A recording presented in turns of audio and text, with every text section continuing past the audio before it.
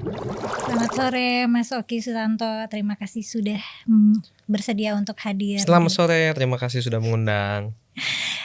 Jadi teman-teman, kalau ada teman-teman yang belum tahu, Mas Oki Sutanto ini suka menulis termasuk aku follow Mas Oki duluan gara-gara suka terekspos tulisannya dan merasa terwakilkan ya, dan merasa terhibur juga.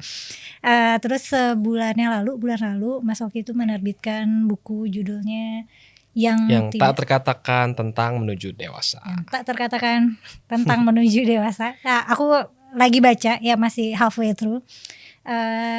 Mungkin pertanyaan pertama aku ke Mas Oki itu sebenarnya apa sih yang tidak terkatakan tentang menuju dewasa? Kita kan banyak nih mengkonsumsi materi-materi in your 20s, in your 30s, in your 40s, life began at 20s. Pokoknya hal-hal yang hal-hal yang berkaitan dengan bertumbuh dewasa. Tapi sebenarnya kalau dalam pengamatan Koko yang Mas aja jangan Koko. Tadi aku nggak konsisten ya. Mas aja kayak Koko ITC banget gue, padahal emang iya. Dalam pengamatan Mas Oki. Sebenarnya yang sering kali luput dari pembicaraan tentang menjadi dewasa itu apa gitu? Sebenarnya banyak ya. Makanya aku bikin buku ini. Tapi kembali lagi sebenarnya ketika refleksi pada saat aku sendiri sedang di dalam fase adulting, proses menuju dewasa. Fase adulting itu rentang umurnya berapa? Kalau buatku ya, khususnya setelah lulus kuliah sih, buatku sendiri ya. Mungkin setiap orang bisa beda, tapi buatku sendiri proses adulting baru lebih terasa setelah lulus kuliah. Karena sebelumnya kan kita selalu punya guide, ya kan, punya target berikutnya apa nih, lulus SD, SMP, SMA, lulus SMA, kuliah. Nah habis kuliah there is no guideline, ya kerja, ya cari duit, tapi gak ada dosennya. Banyak banget ya, gak ada dosennya, gak ada ini petunjuknya 500 meter lagi kemana gitu kan, gak ada Google Maps-nya. Jadi aku merasa ini fase yang sangat membingungkan dan sepi. Sendirian gitu. Di sebelumnya terasa rame, banyak temennya, lalu juga ada enak-enaknya dan selalu ada panduan. Nah ini bingung karena banyak sekali jalan yang bisa diambil. Oke, cari uang, ya udah kan bisa kerja, bisa dengan berwirausaha, bisa dengan freelancing, macam-macam lah ya. Misalnya bikin usaha, itu juga kan ada banyak, mau usaha apa, pokoknya terlalu banyak opsi, terlalu banyak pilihan. Dan kadang itu bikin kita ragu untuk melangkah, atau bikin kita mempertanyakan diri sendiri nih, gue udah di jalan yang benar belum sih, nih gue udah di lintasan yang benar belum sih. Makanya di covernya juga banyak pintu. Karena ada begitu banyak pintu-pintu yang mungkin kita buka dan isinya beda-beda, gitu kan. Kurang lebih itu sih yang tidak terkatakan tentang menuju dewasa. Aku bukukan sekitar 40 refleksi, 40 esai ringan sepanjang belasan tahun terakhir sejak aku lulus kuliah, dan refleksi-refleksi di fase-fase tersebut. Nih fase lagi berwirausaha, nih fase lagi bekerja, nih fase lagi apa, dan apa yang kepikiran pada saat itu yang semoga bisa membantu teman-teman yang saat ini sedang ada di fase tersebut. Ya, aku sendiri belum selesai menuju dewasanya, masih proses gitu ya, tapi udah nggak di start banget lah, udah sedikit lebih jauh dari garis start gitu ya. Nah, semoga ini bisa menjadi teman perjalanan buat teman-teman yang masih ada di belakang sana, supaya tidak terasa sendirian banget gitu loh. Dan mungkin akan mempertanyakan hal-hal yang mirip-mirip. Mungkin ada yang beda, tapi mungkin ada beberapa yang mirip-mirip tentang karir, tentang keuangan, tentang relationship, tentang kenapa sih kita harus peduli dengan politik, kenapa sih kita harus memiliki kepedulian sosial, tentang kenapa kita manusia. Harus nyalek? Apa? Kenapa kita harus nyalek? Enggak harus. Tapi kalau mau silakan. Itu yang tidak terkatakan tentang menuju dewasa. Tapi kan kalau misalnya kita ngomongin mengibaratkan pilihan-pilihan hidup sebagai pintu, kita kan kayak kita melihat opsi itu apa yang tersedia di dunia ini gitu. Yes. Misalnya karir apa atau jalan hidup apa atau bahkan mungkin nilai hidup yang kayak gimana, prinsip kayak gimana yang mau kita pegang. Tapi dalam hidup itu kan kadang ada pintu-pintu yang sebenarnya di dalam diri kita sendiri gitu. Kayak ada momen-momen self discovery, misalnya ketika kita mencoba masuk ke suatu pintu, oh ternyata nggak cocok nih masuk sini, jadinya kita harus cek ke diri sendiri lagi gitu. Yes, setuju. And this book is about that juga sebenarnya. At the end of the day, setiap pintu yang kita buka di dunia eksternal, gitu ya, kita nyoba karir apa, kita coba usaha apa, kita coba profesi apa gitu ya. At the end of the day kan kita harus refleksi lagi. Ini jalan yang tepat gak ya buat aku? Ini jalan yang cocok gak ya buat aku? Oh kayaknya orang lain yang profesinya beda kok lebih enak kayaknya. Rumput tetangga lebih hijau nih kayaknya. Nah itu juga termasuk dalam refleksiku di sini. Gitu yang mungkin kalau bisa diringkas dalam satu kalimat, you can be anything, but you cannot be everything. Itu satu kalimat yang mungkin cukup menggambarkan beberapa refleksiku di sini. Lu mau jadi apa aja bisa, tapi lu nggak bisa jadi segalanya. You have to choose. Gitu, at the end of the day you have to choose. Kadang orang ada paradox of choice juga, karena terlalu banyak choice, terlalu banyak opsi, terlalu banyak pilihan, jadinya galau, jadinya kesulitan untuk mengambil keputusan. Nah, buku ini juga sedikit banyak bicara soal itu, bahwa mungkin nggak akan ada yang namanya pilihan sempurna, gitu loh. Ah bener gak ya gue sekarang lagi buka usaha jualan BH misalnya, gue lagi buka usaha jual makanan kucing gitu misalnya, bener gak ya ini jalan ninja gue gitu. Atau jual mainan buat hamster. Nah, mungkin kita nggak akan pernah tahu, dan mungkin kita nggak akan pernah memiliki yang namanya pilihan sempurna. Karena gitu. kadang-kadang opsi yang kita punya hanya memilih opsi yang di depan mata aja dulu gitu. Yes, betul sekali. Dan ujung-ujungnya kita akan bicara tentang self love. Tentang gimana kita menerima, mengenal, dan mencintai diri kita dengan segala kelebihan dan kekurangan yang kita miliki, termasuk opsi-opsi yang akhirnya kita jalani. Berarti kalau misalnya aku boleh menggeneralisir atau berasumsi, karena aku belum selesai bacanya, kurang lebih buku ini tuh sebenarnya lebih ini ya, kayak membuat kita aware tentang self awareness, membuat kita membangun self awareness. Ya, ada banyak bahasan soal itu sih. Ada banyak bahasan soal itu. Aku refleksi soal kok orang lain bahagia ya, kok orang lain banyak banget pencapaiannya ya, kok giliran gue kagak datang-datang nih. When is my time to shine gitu. Ada juga bahasan soal itu kan, apalagi di era sosial media. Kalau rasanya semua orang bercahaya. Iya, wah ini abis dapat penghargaan, abis masuk Forbes 30 under 30. Wah, temen gue abis dapat funding nih startupnya. Wah, kayaknya semua orang hidupnya bahagia banget. Gitu kan. Iya. Dan wah dia setiap tahun ke Jepang. Aduh, nah ada yang kayak gitu kan. Jadinya kita mempertanyakan self worth kan, kita mempertanyakan nih, hidup gue ada gunanya gak sih, hidup gue bermanfaat gak sih? Kok kalau ngebandingin sama orang lain terasanya gini-gini doang gitu hidup gue, kok sulit untuk mendapatkan kebahagiaan, kok dan sulit sekali untuk ikut bahagia ketika orang lain bahagia. Itu aku pernah ada di fase itu. Soalnya kayak tiap kali orang lain dapat pencapaian, punya kebahagiaannya, aku merasa dunia ini gak adil. Kok giliran gue gak datang-datang gitu loh. Tapi karena banyak berefleksi dan merasa bahwa kayaknya bahagia itu bukan tiket Coldplay. Jadi kalau orang lain dapat ada yang kehabisan gitu loh. Kayaknya bukan kayak gitu juga ya. Kebahagiaan itu bukan zero sum game. Kalau ada orang yang bahagia otomatis ada yang gak bahagia. Jangan-jangan yang lebih kita butuhkan itu adalah saling mendukung. Kalau ada orang lain yang bahagia, kita ikut bahagia. Kalau kita lagi belum bahagia, ya udah, siapa tahu emang belum waktunya aja. Tapi suatu saat kita bisa mengusahakan supaya waktu itu datang gitu.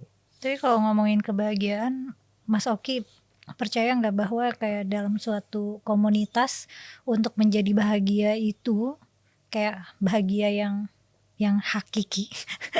Bahagia yang benar bahagia ya, bukan bahagia semu. Kan kadang ada tuh orang yang bahagianya semu, bahagia itu sederhana, makan gorengan bahagia. Itu bukan bahagia, definisi bahagia yang kita maksud gitu. Tapi apakah untuk menjadi bahagia itu kita harus bahagia dulu secara kolektif baru beneran bisa bahagia, atau bahagia itu perjalanan yang bisa kita tempuh sendiri secara individu atau secara komunal? Both ways sebenarnya. Ada satu studi Harvard Adult Development Study, sudah berjalan sekitar 80-an tahun. Itu dia nge-track tuh perjalanan respondennya mulai dari baru masuk kuliah, ketika dia lulus, setiap berapa tahun di kontak, terus di interview, dipakai kuesioner, ditanya gimana hidup sekarang, gimana gaji lu sekarang, kerjaan lu sekarang apa, lu bahagia apa enggak, puas gak dengan hidup, selalu ditanya. Sampai sekarang udah banyak yang meninggal juga responden awalnya. Dan ditemukan ya, insights dari riset ini salah satunya adalah kunci bahagia itu bukanlah seberapa besar gaji lu, bukanlah seberapa banyak pencapaian lu, tapi yang bikin lu bahagia sampai di ujung itu social connections. Berapa banyak meaningful relationships yang ada dalam hidup seseorang. Semakin orang merasa memiliki social connections yang baik di usia 30-an, di usia 40-an, itu bisa menjadi prediktor berapa lama orang itu akan hidup, seberapa bahagia dia akan hidup, seberapa puas dia nanti ketika mencapai usia lansia gitu, usia nggak produktif lagi. Ternyata itu menjadi salah satu prediktor utamanya ketika memiliki social connections, ketika memiliki meaningful relationships dengan orang lain. Jadi kalau pertanyaannya ini individu atau sosial, bisa jadi dua-duanya nih, ya. Kita tetap butuh penerimaan diri, kita tetap butuh untuk berdamai dengan diri sendiri, tapi di satu sisi kita juga butuh untuk memiliki relasi yang baik dengan orang lain. Kita butuh untuk berada di sebuah komunitas yang menjadi zona nyaman kita. Merasa aman, merasa nyaman, merasa didukung di komunitas tertentu. Bisa di tempat kerja, bisa di komunitas hobi, bisa di komunitas religius, misalnya di masjid atau di gereja gitu ya, bisa. Ya, yang penting memiliki social connections itu. Tapi misalnya anggap ada seseorang yang cukup beruntung, karirnya bagus, terus dia juga rupawan, dia juga sukses, dia juga punya meaningful relationships, dia punya teman dan kerabat yang dekat. Nah, tapi masalahnya nih temannya misalnya satu mau operasi tapi BPJS-nya nggak tembus misalnya. Satu lagi keluarganya kena korban banjir Sumatera. Satu lagi anaknya ketabrak mobil MBG. Pokoknya anggaplah orang-orang sekitar kita sedang yang kita punya meaningful relationship sedang tidak bisa bahagia karena kemalangan yang tertimpa. Itu kan pasti kan sedikit banyak akan berpengaruh sama kita juga nggak sih? Yes. Dan jadinya kalau misalnya secara kolektif kita gagal bahagia, ambruk semua. Setuju. Aku suka dengan satu kalimat di series Netflix 3 Body Problem. Kalau dirimu nonton. Dan baca juga. Nah, aku belum baca tapi aku nonton. If one of us survive, everyone survives. Ada kan kalimat itu yang diucapkan sama si anak-anak yang di planet lain itu dalam visinya itu. Jadi aku setuju bahwa kadang untuk mencapai kebahagiaan yang hakiki gitu ya, kita sekarang pakai hakiki, nggak cukup sejati. Hanya dengan mendahulukan kebahagiaan kita sendiri. Dan bahkan kebahagiaan kita sendiri kadangkala tidak hanya ditentukan oleh faktor individual. Yang tadi dibilang ya, jangan-jangan ada faktor di luar individual yang turut menentukan kita bisa mencapai bahagia apa enggak. Misalnya dengan tidak ditabrak mobil MBG, tidak ditinggal pada saat ada bencana, tidak jadi korban koruptor gitu, dan lain-lain gitu ya. Ada beberapa hal yang sifatnya memang lebih sistemik, struktural, yang itu ternyata turut menentukan nih, apakah kita bisa menjadi bahagia apa tidak gitu. Nah itu aku sebenarnya sangat setuju dengan itu. Jadi sangat sulit untuk bisa merasa bahagia ketika orang-orang di sekitar kita sedang mendapatkan kemalangan Iya. gitu, atau dunia di sekitar kita itu sedang menuju arah yang tidak baik, sedang menuju kiamat dalam tanda kutip. Iya. Ada yang namanya climate anxiety. Orang-orang yang khususnya generasi muda yang dirundung kecemasan, anxiety, karena mereka tahu nih climate crisis akan datang. Climate crisis akan datang. Kiamat sudah dekat. Yes, kiamat semakin dekat, and there's nothing they can do about it. Ya akhirnya ada yang ke aktivisme, ada yang mengadvokasi gitu ya. Tapi kan ini it's much bigger than their power, kan sebenarnya climate crisis itu ada. Itu di luar kuasa Yes. para aktivis, tapi sebenarnya itu di dalam kuasa para pemerintah, para pemerintah dunia. Iya, para the powerfuls, the powerful few lah.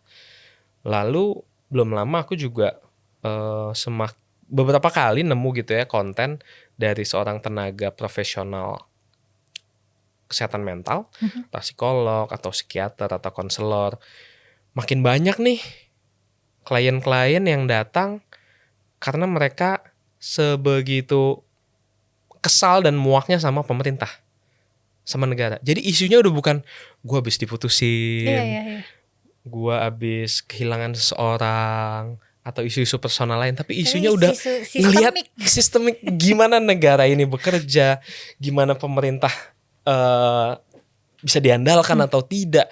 Itu bisa banget mempengaruhi apakah seorang bahagia atau tidak, bahkan sampai pergi ke psikolog, bayangin. Dan aku dengar juga sekarang nih percakapan para suami istri, percakapan pacaran nih, udah bukan ngomongin romansa atau rumah tangga lagi, ngomongin misalnya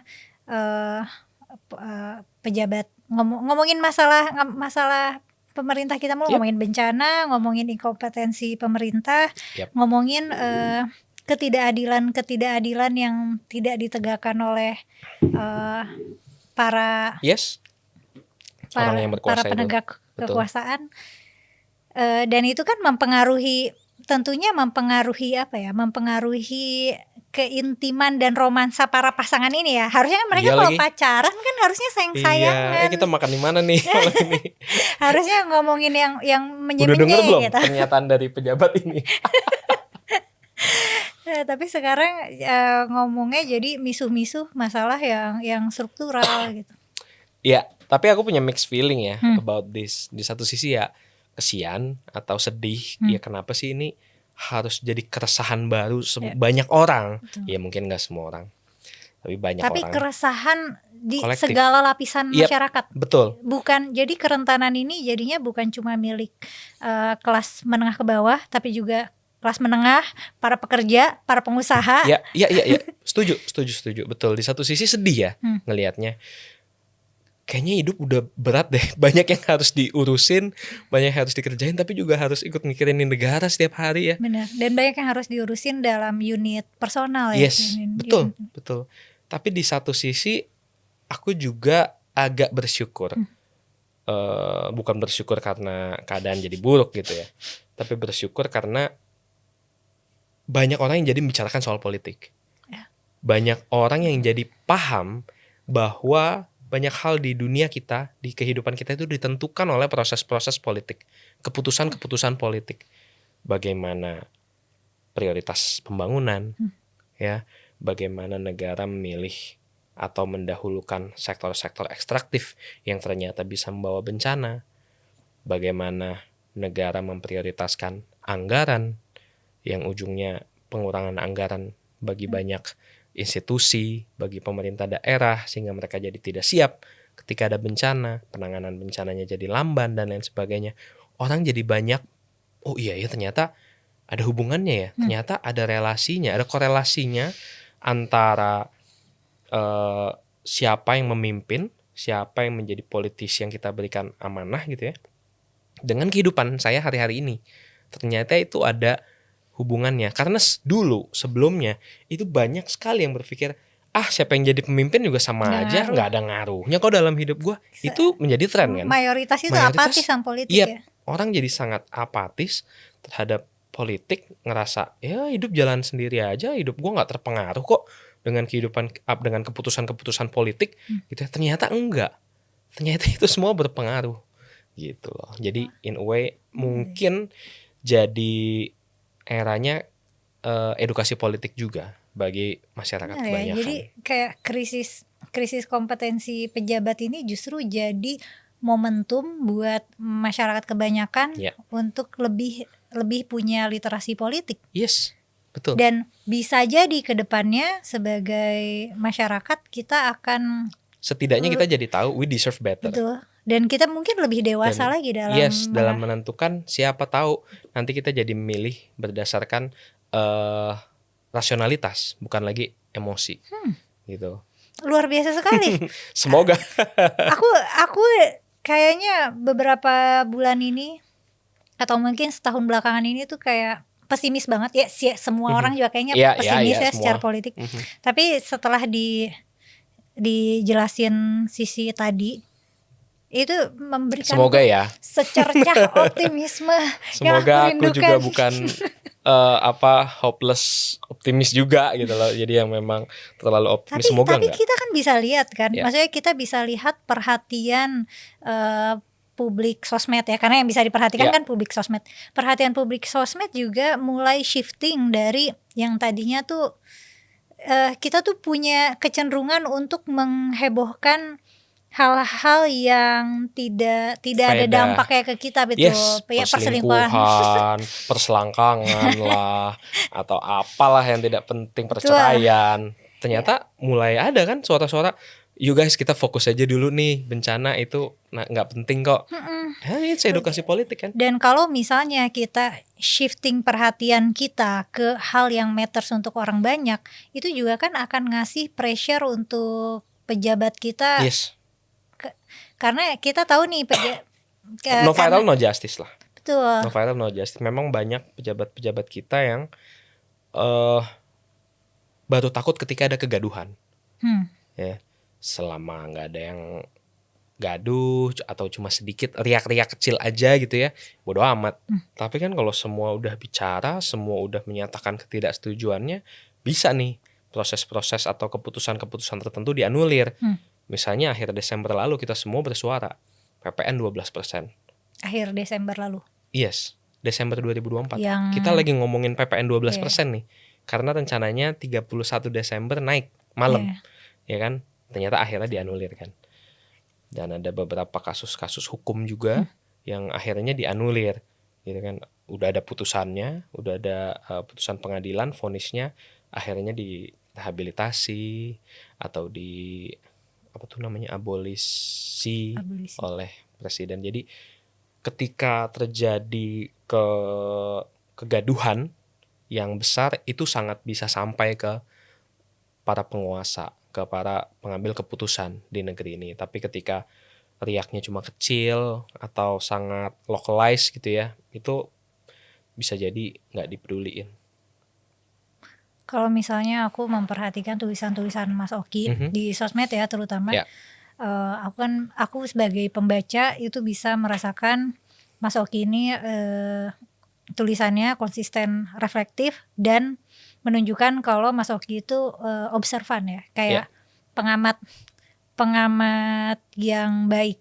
Nah sebenarnya tuh yang bikin, maksudnya oke, ada orang yang reflektif juga, ada orang yang observan juga, tapi tidak semuanya menulis gitu. Nah, Mas Oki nulis dengan niat gitu. Kadang cukup ekstensif ya, cukup mendetil. Nah, itu kayak what drives you? Karena males ya nggak sih nulis? Nah, kalau masalah malas nulis, kebetulan aku suka menulis. Jadi dari SMA, lalu lebih intens pas kuliah, karena bersentuhan dengan karya Pramudia Anantatur, bacain karya-karyanya Suhoki, bacain catatan pinggirnya Gunawan Muhammad. Aku jadi terpacu untuk, wah ini keren banget nih tulisan-tulisan. Gue pengen suatu saat bisa menulis kayak gini. Gitu loh, ada drive untuk kesana gitu ya. Tulisan Mas Oki aku rasa aku nggak nemu kayak gaya siapa. I think you find your own style ya sih. At the end of the day ya. Tapi aku jadi terpacu untuk menulis banyak ya, karena membaca tulisan-tulisan mereka gitu, karena membaca karya-karya mereka. Jadi aku sangat menikmati proses menulis, dan mungkin itu coping mechanism aku juga gitu ya. Kalau stand up comedian punya keresahan, mereka meluapkannya dengan open mic, dengan bikin show ya, dengan melucu gitu ya, naik ke panggung dan melucu. Kalau seorang musisi, Bara Suara atau Raisa atau Efek Rumah Kaca, mereka punya keresahan, mereka menyampaikannya lewat lagu-lagu misalnya. Nah, aku ketika punya keresahan, aku sampaikan lewat tulisan, karena itu medium yang aku paling nyaman untuk sampaikan gitu ya, dibanding aku stand up mungkin gak lucu, dibanding aku nyanyi mungkin gak merdu juga. Nah, yang aku bisa ya menulis. Jadi ya sudah, aku luapkan itu lewat menulis. Jadi semacam coping mechanism, semacam pelampiasan emosi juga. Kan emosi kalau dipendam juga nggak baik-baik amat ya. Kalau marah terus dipendam terus bisa jadi kita yang mati muda, kita mati duluan gitu ya. Nah, aku menemukan untuk channeling the energy lewat menulis. Makanya aku tidak merasa terbebani dengan menulis. Aku tidak merasa ini sesuatu yang berat menulis. Aku sangat menikmatinya aja sih gitu, nggak terasa kayak kerjaan sih kalau nulis buat aku. Iya, aku relate sih, aku juga suka nulis. Iya kan? Tapi yang lebih bikin aku kagum, ternyata banyak yang baca dan engage, bukan cuma baca ya, tapi mereka juga memberi tanggapan, mereka juga memberikan pertanyaan lanjutan. Dan itu meruntuhkan asumsi aku bahwa masyarakat Indonesia nggak suka baca, literasi rendah, nggak peduli politik, nggak peduli isu sosial, gara-gara ngelihat tulisan Mas Okinya dan reaksi dari para pembacanya. Tapi kalau Mas Oki sendiri kaget nggak? Maksudnya ngelihat, wah ternyata ramai gitu, wah ternyata orang relate, ternyata orang engage. Di itu awal ya sih. Mengejutkan. Di awal cukup mengejutkan, karena aku nggak ada niatan untuk menjadi seorang kreator, konten kreator gitu ya. Di awal aku nulis ya karena mau menyampaikan apa yang ada di dalam otakku aja gitu ya, pikiran atau perasaan yang aku sampaikan lewat tulisan. Dari zaman dulu ngeblog, terus di era pandemi aku ngerasa udah nggak ada yang baca blog nih kayaknya. Akhirnya ke media sosial, Instagram dan Twitter pada waktu itu. Agak kaget karena kebanyakan konten-konten short form videos pada waktu itu kan, bikin reels, bikin TikTok, apa ya, konten-konten yang ringan, konten-konten yang tidak terlalu effort gitu ya. Itulah yang seringnya viral pada waktu itu. Tapi ketika aku mulai banyak menulis tulisan-tulisan yang agak panjang, aku menemukan bahwa banyak orang yang merasa terwakilkan dengan apa yang aku tuliskan, dan makanya mereka engage di kolom-kolom komentar. Mereka entah memberi kalimat mendukung, entah mereka membagikan perspektif mereka sendiri, karena merasa dapat temen nih, temen yang sefrekuensi, temen yang sepemikiran. Atau kadang ada hater juga yang komen di situ, but I enjoy lah mengcater si hater-hater itu juga buat nambah-nambah views, nggak masalah. Jadi di awal kaget, tapi semakin kesini aku menemukan kenapa mereka mau membaca, kenapa mereka mau engage, mau ikutan komentar gitu ya. Aku kurang setuju ketika dibilang masyarakat Indonesia nggak suka baca. Menurutku faktornya banyak. Bisa jadi karena harga buku mahal, bisa jadi karena aksesnya kurang, bisa jadi karena perpustakaan bagus semua adanya di Jakarta. Ya, jadi akses terhadap buku-buku dan bacaan-bacaan menarik juga mungkin belum semerata itu. Ya, aku inget kok pas pandemi itu rame banget, ada sebuah utas di Twitter, KKN Desa Penari. Kalau masih ingat, itu zaman pandemi ya. Itu panjang banget, panjang luar biasa. Aku baca nggak habis nih cerita. Kayak orang bego nih, gue scroll HP gitu ya, klik lagi, nggak selesai nih. Itu panjang sekali, tapi jutaan orang baca itu sampai selesai. Jadi kalau dibilang orang nggak suka baca, nggak juga. Mungkin lebih ke aksesnya, atau mungkin bacaan-bacaan yang menariknya juga kurang mencari cara untuk menemukan mereka. Gitu kayak di Amerika Serikat gitu ya. lagi rame buku-buku jadul yang kembali rame karena dibahas di TikTok. Ada BookTok.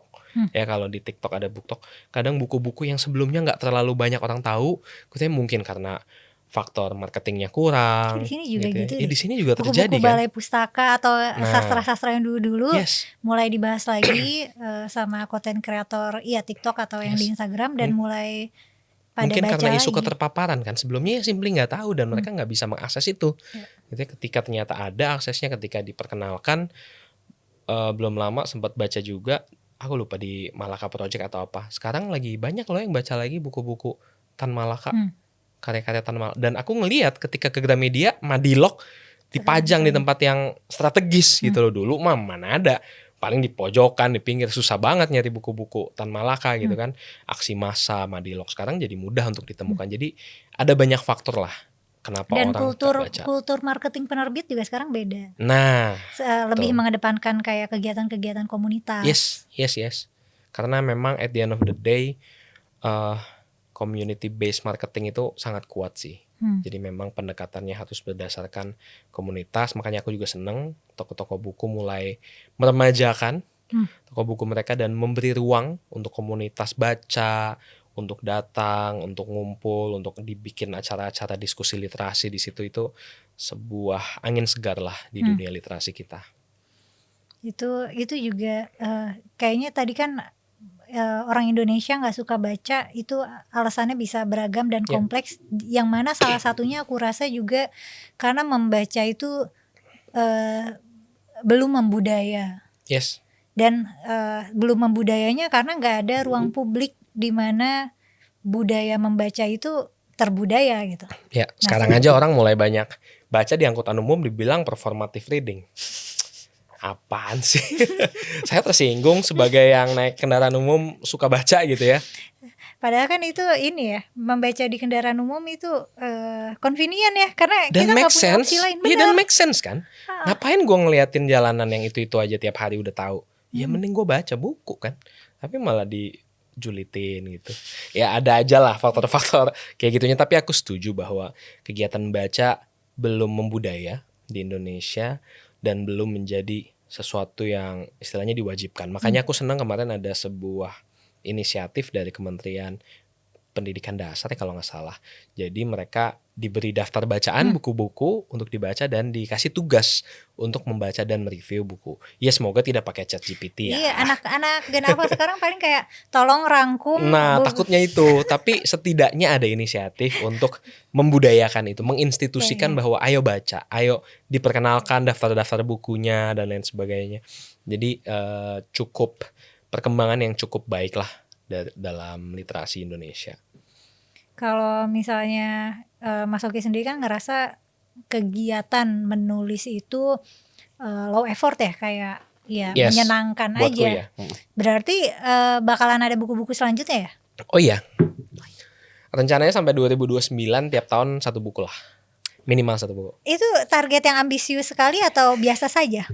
Biasa saja sih. Aku tahu ada orang yang setahun bisa menerbitin lebih dari 1, 2, 3 buku kok. Jadi menurutku masih achievable sebenarnya. Gitu. Ada satu naskah yang udah aku kirim ke penerbit lagi setelah ini.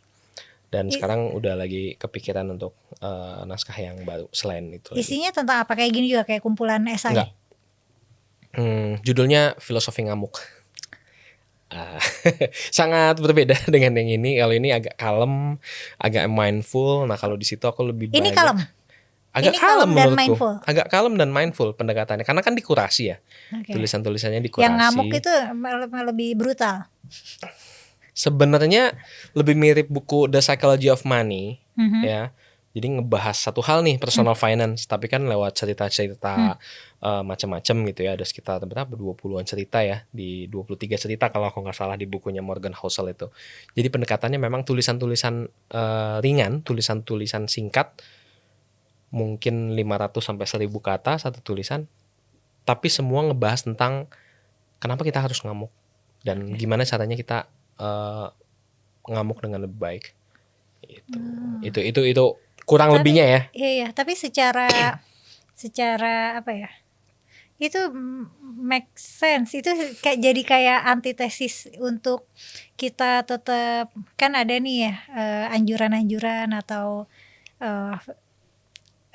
filosofi atau life value yang menyarankan kita untuk kayak stay calm. Yes. Untuk stay calm. Dan 99% sejarah peradaban manusia, anger atau kemarahan itu ada di tangan agama. Ada di dalam kuasa agama lah, bisa dibilang. Aku nggak ngerti. Agama selalu mengajarkan untuk jangan marah. Oh, oke. Banyak sekali agama yang memandang amarah itu sebagai sesuatu yang harus dihindari. It's a sin. Ya, kalau di Kristiani gitu ya, ada 7 deadly sins. Salah satunya adalah amarah. Di Buddhism juga ada. Mereka yang masih dikendalikan oleh amarah itu berarti masih ada di level bawah dan lain sebagainya. So you have to detach yourself from it. Aku nggak tahu di Islam, tapi kayaknya sama juga. Ada juga ya mungkin ya, bahwa amarah tuh udah bukan manusia lah. Makanya ada kan kalimat-kalimat seperti Gusti mboten sare gitu ya. Tuhan tidak pernah tidur. Ketika kita melihat ada kasus-kasus ketidakadilan dan lain sebagainya. Intinya apa? Ya udah nanti Tuhan aja yang balas. Marah adalah tugas yang maha kuasa. Gitu. Jadi selama ini banyak sekali agama yang ngomongnya seperti itu, yang berbicaranya seperti itu, sehingga banyak orang menganggap marah itu tidak baik. Marah itu sesuatu yang negatif. Padahal itu hanyalah emosi universal, emosi dasar manusia. Bahkan gak cuma manusia, di banyak spesies lain juga ditemukan itu emosi yang universal.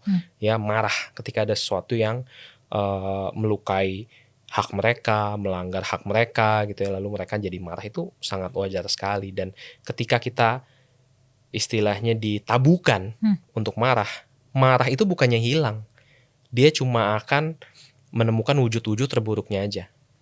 Jadi dilampiaskan lewat cara-cara yang buruk, karena kita tidak pernah belajar, tidak pernah diajari caranya untuk melampiaskan marah dengan sehat gitu. Dan padahal kalau kita mau menapak tilas sejarah-sejarah revolusi politik, itu katalisnya selalu kemarahan.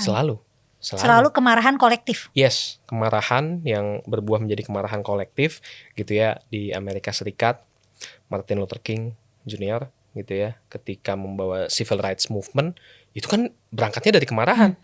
Ada diskriminasi yang terjadi, ada Montgomery bus boycott yang terjadi saat Rosa Parks tidak mau berdiri dari bus gitu ya, dan akhirnya terjadi boykot besar-besaran. Ada segregasi, murid-murid anak-anak kulit hitam tidak boleh sekolah di tempat yang sama, tidak boleh ke toilet yang sama ya. Itu kan berangkatnya dari kemarahan. Kita kenapa merdeka? Ya karena kita marah kan. Karena kita tidak mau di dalam jajahan bangsa lain. Ya, kita mau menjadi tuan di tanah kita sendiri. Kita tidak mau lagi mendapatkan ketidakadilan dari para penjajah. Gitu. 98 kenapa terjadi? Ya ada kemarahan publik juga kan. Udah ekonominya memburuk, KKN-nya luar biasa gitu ya, demokrasinya ditekan, terjadilah kemarahan itu. Kita selalu bisa menemukan lah titik-titik penting dalam sejarah yang ternyata itu berangkatnya dari kemarahan. Itu premis yang sangat sangat kebeli. Itu premis yang sangat menarik ya. Bukunya on proses. Berarti nih hari ini aku kan buat aku yang suka baca tulisan Mas Oki nih, aku ngelihatnya Mas Oki tuh punya punya sense of cynicism. Tapi hari ini aku justru malah mendapatkan ini optimisme bahwa masyarakat Indonesia kita dapat edukasi politik. Betul. Abis itu apa lagi ya? Tentang marah. Dan habis itu tentang ini juga, tentang budaya membaca. Kayaknya kita memang sedang mengarah pada budaya yang lebih terliterasi. Yep. Jadi kita akan terliterasi secara literasi secara umum, termasuk juga literasi politik, dan udah gitu kita bisa lebih dewasa, kita sebagai masyarakat gitu bisa lebih dewasa secara emosional karena kita tahu caranya marah. Iya, cara marah dengan lebih baik. Cara marah yang ada gunanya ya nggak sih? Yes. Ya. Mungkin Karena itu. Marah yang purposeful lah. kalau misalnya kita pindah konteks ke parenting atau ke pendidikan, kan ada nih perdebatan tentang apakah orang tua atau guru itu boleh marahin anak atau siswa. Ya, paham. Di pendapatku boleh asal ada gunanya gitu. Maksudnya, yes. Di psikologi itu ada yang namanya aggression, agresi. Ketika kita melakukan suatu ke orang lain gitu ya, tindakan agresi ke orang lain itu dibagi jadi 2 jenis. Aku lupa lagi namanya. Yang pertama itu adalah instrumental aggression. Okay. Oh bukan, yang pertama adalah hostile aggression. Ketika agresi itu dilakukan tanpa tujuan. Jadi memang mau melukai aja, mau bikin orang lain itu terluka, tersakiti. Hostile aggression. Ya, misalnya kita tiba-tiba di jalanan diserempet, kita tonjok-tonjokan gitu, itu hostile aggression. Mungkin nggak ada tujuannya, ya, nggak bisa balikin spion kita yang udah lecet juga kan sebenarnya kalau kita nonjok orang itu. Tapi ada juga agresi yang disebut instrumental aggression. Ketika orang tua memarahi anaknya setelah mereka misalnya main pisau lalu melukai diri sendiri misalnya, atau mereka nggak hati-hati menyeberang jalan, habis itu dimarahin, atau habis itu tangannya entah dipukul atau diapain gitu. Jadi itu agresi yang ada tujuannya untuk mendidik, untuk bikin orang jadi paham sesuatu, untuk bikin orang belajar gitu ya. Dan itu dipelajari di psikologi, memang ada 2 jenis agresi gitu ya. Ada yang hostile, ada yang instrumental. Jadi agresi itu sebagai instrumen untuk mencapai tujuan tertentu gitu loh. Dan aku setuju bahwa marah itu kan banyak macamnya, banyak jenis. Kita menegur misalnya itu kan bentuk marah. Kita menghardik misalnya dengan lebih keras itu juga marah. Kita walk out misalnya dari sebuah forum, dari sebuah pertemuan, itu juga salah satu bentuk marah. Ya, jadi ada banyak kok bentuk-bentuk kemarahan. Jangan marahnya yang dilarang sepenuhnya, tapi cara marah yang lebih baiknya itu loh yang harus diusahakan. Dari tadi kan Mas Oki banyak mengutip referensi-referensi dari ilmu psikologi. Mas Oki kan S1, S2 psikologi. Iya. Aku mau nanya kenapa ambil psikologi dan kenapa sekarang gak nyikolog? Nyikolog. Sekarang kenapa tidak mengambil karir sebagai psikolog? Kalau kenapa masuk psikologi, jawabannya sangat praktis. Jadi aku menentukan kampusnya dulu, baru menentukan jurusannya.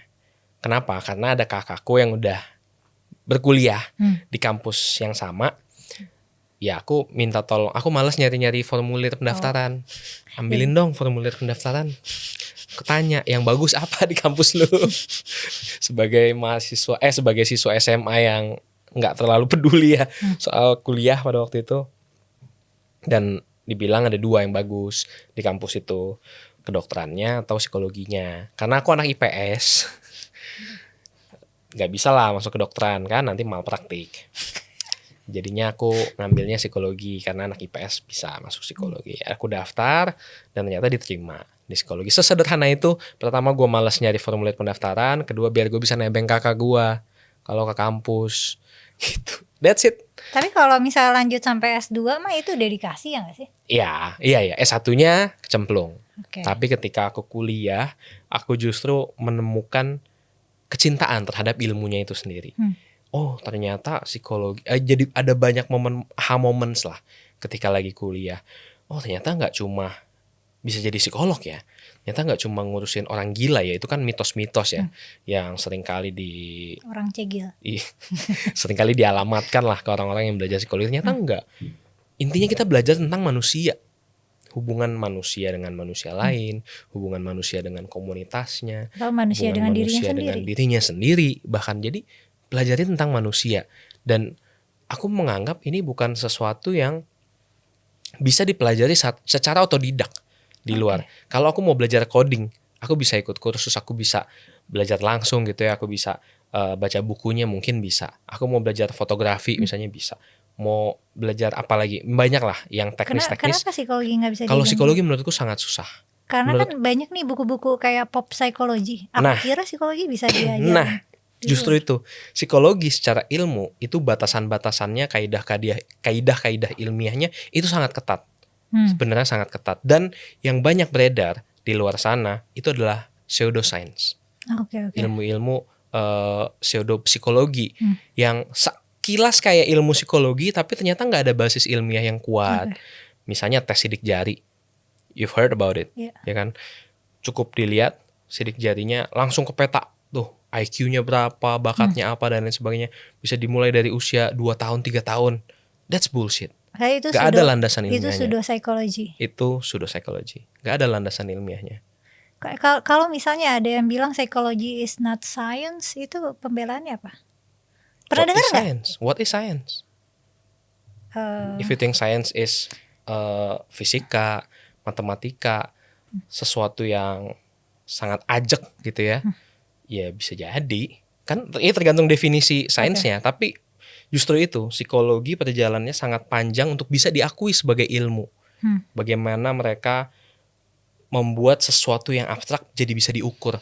Itu kan salah satu yang kaidah abstrak ilmiah. jadi lebih bisa ada polanya. Jadi ada polanya, jadi bisa diukur kayak kecerdasan gitu. Dibuatlah alat ukurnya, dibuatlah kaidah-kaidah ilmiahnya gitu ya. Oh, ternyata harus bikin jurnal, harus kalau eksperimen gimana. Makanya sekarang kaidah penulisan ilmiah salah satu yang paling dipakai justru APA kan, American Psychology Association, untuk sitasi dan lain sebagainya, karena sangat ajak sekali ilmu-ilmu keilmuan psikologi itu. Dan banyak buku-buku yang di luar pop psychology itu justru kurang landasan ilmiahnya, kurang basis-basis ilmiahnya untuk bisa disebut sebagai ilmu psikologi. Makanya menurutku susah untuk belajar psikologi secara otodidak kalau nggak benar-benar tahu belajar sejarahnya, nggak benar-benar tahu aliran-aliran psikologinya tuh ada apa aja, gimana cara mengukur kaidah ilmiah di psikologi. Itu ternyata banyak orang yang mau belajar psikologi, karena gue nggak suka ngitung-ngitung. Mampus lu masuk psikologi itu pengukurannya harus kuat. Di zamanku itu statistik itu harus kuat. Ada mata kuliah statistik 1, statistik 2, statistik non parametrik, konstruksi alat tes, eksperimen, pengukuran, itu banyak sekali. Itu kita berjibaku dengan hitung-hitungan justru. Karena objek studi di psikologi itu sangat abstrak, makanya dibutuh alat pengukur, alat penghitung yang lebih kompleks gitu ya nggak sih? Yep. Karena misalnya kita ngukur apa nih? Ngukur tinggi. normal nggak normal, kan ngukur tinggi gampang ngukur nih. Tinggi gampang kan? Senti ya, iya, segini ngukur berapa berat senti berapa gampang. senti. Tapi Ngukur kalau kecerdasan, ngukur apakah dia punya anger issue atau enggak? Nah, atau apakah dia punya coping mechanism yang normal enggak? Apakah dia kecemasannya itu wajar atau berlebihan? Itu kan hal-hal yang sangat sulit diukur ya. Betul. Makanya metode penelitian di psikologi itu harus sangat kuat, harus menjadi basis yang sangat hebat, dan ini yang nggak akan pernah ditemukan di buku-buku psikologi populer di luar gitu loh. Dan metode penelitian ada kuantitatif, ada kualitatif. Kuantitatif gimana kita bikin alat ukur, gimana kita bikin eksperimen misalnya. Oke, pendekatan ini efektif nih buat bikin seseorang jadi lebih kreatif. Misalnya ada teknik tertentu yang dianggap lebih kreatif. Gimana cara ngebuktiinnya? Kan kita harus bikin eksperimen dulu, harus ada kelompok kontrol, harus ada kelompok intervensi, lalu nanti kita bandingkan skornya, semuanya harus terkontrol untuk bisa bilang oke, ini beneran metodenya terbukti bikin orang lebih kreatif misalnya. Sama ketatnya dengan uji klinis lah.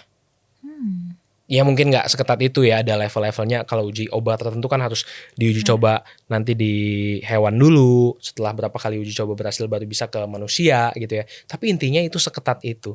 Ada parameter-parameter, ada kaidahnya yang harus diikuti untuk beneran bisa bilang oke, ini beneran terbukti nih secara ilmiah, secara statistically significant gitu ya.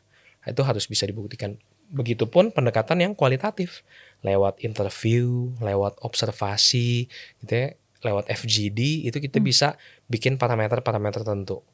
Ya kayak misalnya kenapa banyak interview di kantor itu pakai teknik FGD, nggak cuma interview. Kenapa? Dan ternyata di FGD itu orang jadi lebih terlihat dalam konteks setting yang lebih natural dibanding Oke. interview misalnya. Tapi kan terus gimana cara ngukurnya? Ternyata ada loh cara-caranya untuk ngukur. Oh, orang ini lebih berbakat jadi leader. Oh, kemampuan komunikasi orang ini ternyata jauh lebih baik dibanding kandidat yang lainnya. Itu ada toolsnya dan lain sebagainya untuk ngelihat mana sih yang lebih cocok dengan kebutuhan perusahaan. Orang ini 3 kali menyela pembicaraan misalnya selama tentang waktu berapa, orang ini sama sekali tidak punya inisiatif untuk memulai diskusi, orang ini tidak pernah mengambil keputusan. Itu kan kelihatan semua sebenarnya. Ada ilmunya lah untuk mengukur itu semua. Oh, ini sangat mematahkan asumsi aku tentang psikologi sama ini. Aku selama ini Kita adalah bukan ahli nujum. termasuk orang yang berasumsi bahwa kalau mau cakap dalam ilmu psikologi itu kita bisa mengkonsumsi pop psychology reference aja. Sangat sulit menurutku ya, sangat sulit karena banyak sekali ranjau-ranjau jebakan-jebakannya. Kalau kita nggak ajak dulu di ilmu dasarnya kayak metode penelitian, etika, bahkan kita belajar tuh kode etik psikologi, filsafatnya dulu, filsafat ilmunya, aliran-aliran dan sejarahnya, itu akan sulit untuk kita bisa membedakan mana sih yang sahih, mana yang enggak. Bahkan hal-hal yang kita pelajari pada saat kuliah pun, saat aku kuliah gitu, itu ada banyak yang di kemudian hari didebunk. Oh, oke. Ternyata Karena itu ada, masih berkembang terus ya. karena secara ilmu masih terus berkembang dan syarat dari ilmu kan harus bisa difalsifikasi kan, Iya. harus bisa direplikasi. Betul. Jadi banyak temuan-temuan di tahun 70, 80 ya udah masuk ke textbook, udah aku pelajarin pada saat aku kuliah.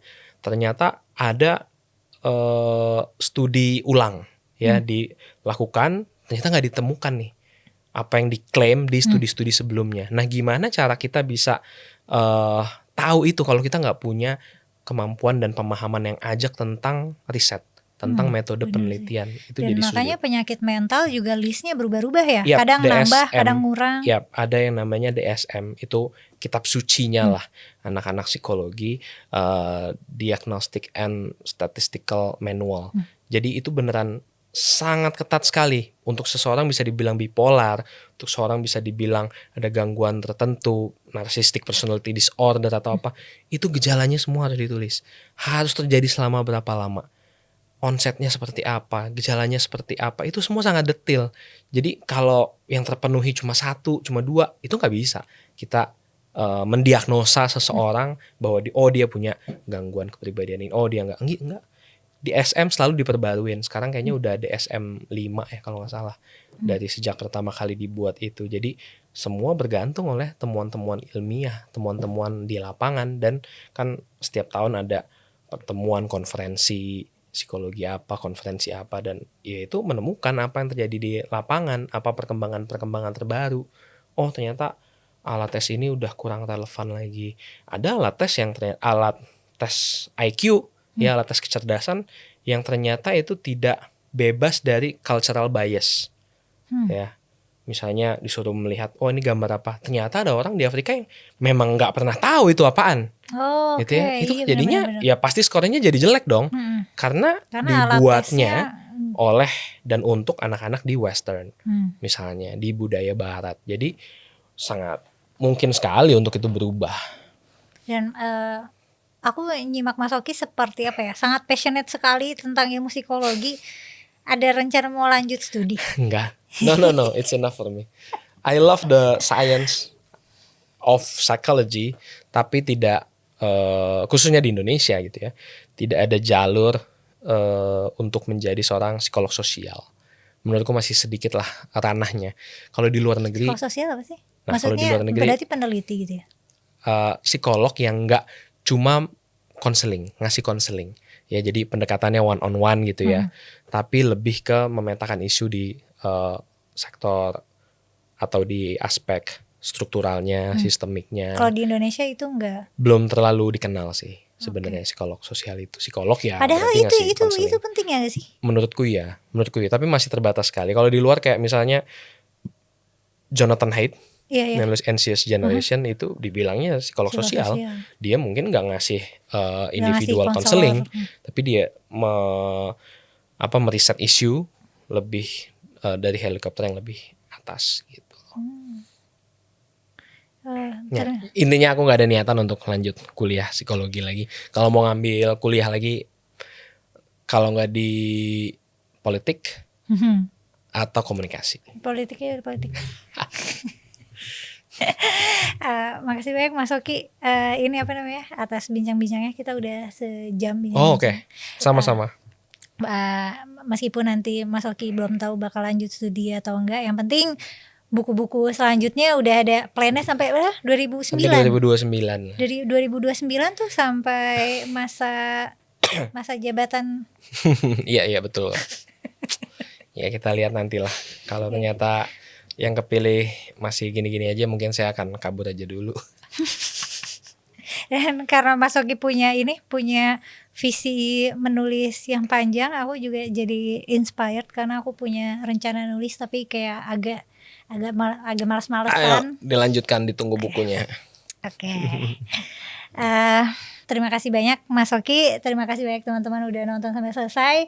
Kalau menurut kalian gimana nih? Apakah kalian optimis terhadap kondisi kita ke depannya nanti? Ya maksudnya jangan dilihat berapa bulan ke depan, mungkin lihat kayak generasi selanjutnya deh, gitu.